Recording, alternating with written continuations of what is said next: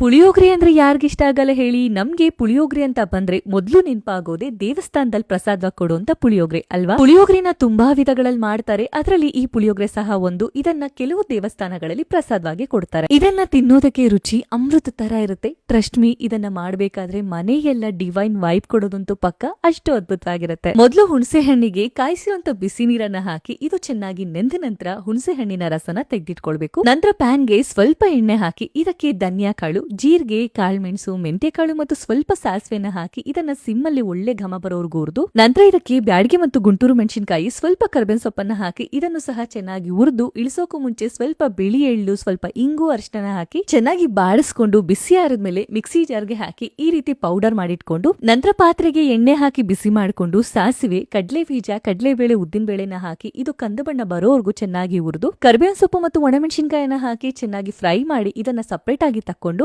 ಉಳಿದಿರುವಂತ ಎಣ್ಣೆಗೆನೆ ಹುಣಸೆ ಹಣ್ಣಿನ ರಸ, ಬೆಲ್ಲ ಅಥವಾ ಬೆಲ್ಲದ ಪುಡಿ, ರುಚಿಗೆ ತಕ್ಕಷ್ಟು ಉಪ್ಪು ಮತ್ತು ಸ್ವಲ್ಪ ಅರಿಶಿನ ಹಾಕಿ ಗೊಜ್ಜಿಂದ ಎಣ್ಣೆ ಈ ರೀತಿ ಸಂಪೂರ್ಣವಾಗಿ ಸಪರೇಟ್ ಆಗೋವರೆಗೂ ಇದನ್ನ ಚೆನ್ನಾಗಿ ಕುಕ್ ಮಾಡಿಕೊಂಡು, ಈ ಗೊಜ್ಜನ್ನ ಮಾಡಿರುವಂತ ಬಿಸಿ ಬಿಸಿ ಅನ್ನದ ಮೇಲೆ ಹಾಕಿ ಅವಾಗ್ಲೇ ರುಬ್ಬಿಟ್ಕೊಂಡಿದ್ದಂತ ಪುಳಿಯೋಗರೆ ಪುಡಿ ಮತ್ತು ಸಪರೇಟ್ ಆಗಿ ತೆಗೆದಿಟ್ಕೊಂಡಿದ್ದಂತ ಒಗ್ಗರಣೆನ ಹಾಕಿ, ಜೊತೆಗೆ ಹೆಚ್ಚಿರುವಂತ ಕೊತ್ತಂಬರಿ ಸೊಪ್ಪು ಮತ್ತು ಸ್ವಲ್ಪ ಕೊಬ್ಬರಿ ತುರಿನ ಹಾಕಿ ಅನ್ನಕ್ಕೆ ಗೊಜ್ಜೆಲ್ಲ ಚೆನ್ನಾಗಿ ಹೊಂದೋ ತರ ಚೆನ್ನಾಗಿ ಮಿಕ್ಸ್ ಮಾಡ್ಕೊಂಡ್ರೆ ಅದ್ಭುತ ಮತ್ತು ಅಮೋಘ ರುಚಿಕರವಾದಂತ ದೇವಸ್ಥಾನ ಶೈಲಿಯ ಪ್ರಸಾದ ಪುಳಿಯೋಗರೆ ತಯಾರಾಗುತ್ತೆ.